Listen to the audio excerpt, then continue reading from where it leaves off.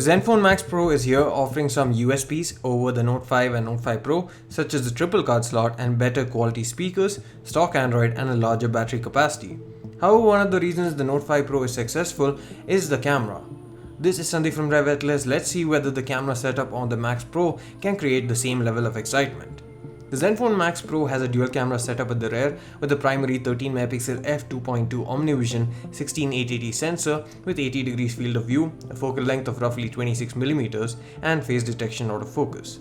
It comes along with a secondary 5MP depth sensor that helps it in the portrait mode and to achieve the bokeh effect. It's worth mentioning that the camera software is still being worked upon and users should get an updated version out of the box, and Asus do state that refinements will be made and features will be added to it in due time.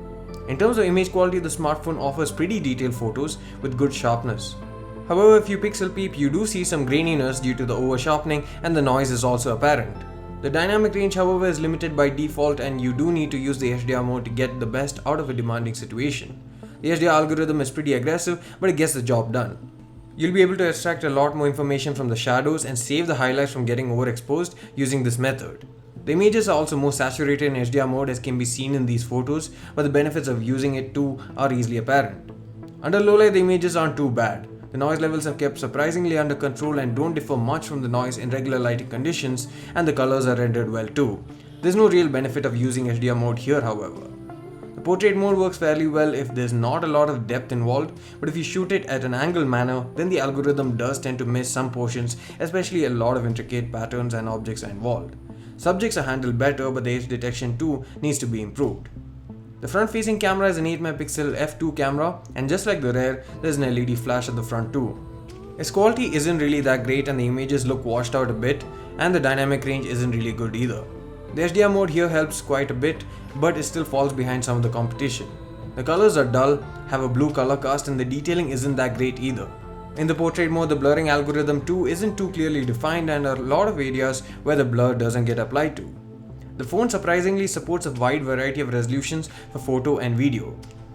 4K DCI in particular is an interesting option since it gives you more horizontal pixels and a wider aspect ratio than regular 4K UHD videos.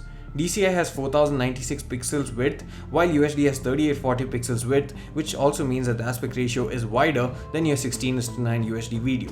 It's been a long time since we saw a smartphone that supports DCI, and the first and probably last phone that comes to my mind is the OnePlus One.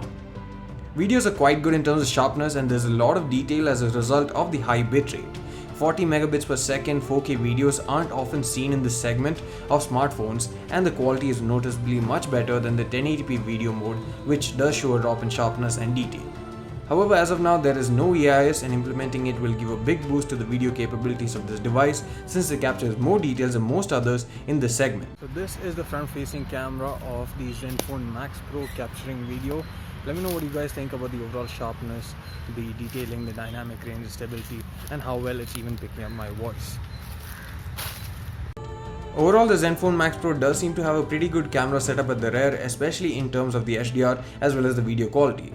However, it is let down by a hazy portrait mode, and the front camera is not that great either. Considering that it could improve with future updates and the software isn't final yet, things can only get better. It definitely seems to be capable of performing much better than the Redmi Note 5, and we'll do a comparison between them both to see how they stack up against each other. Thanks for watching, see you again in the next one.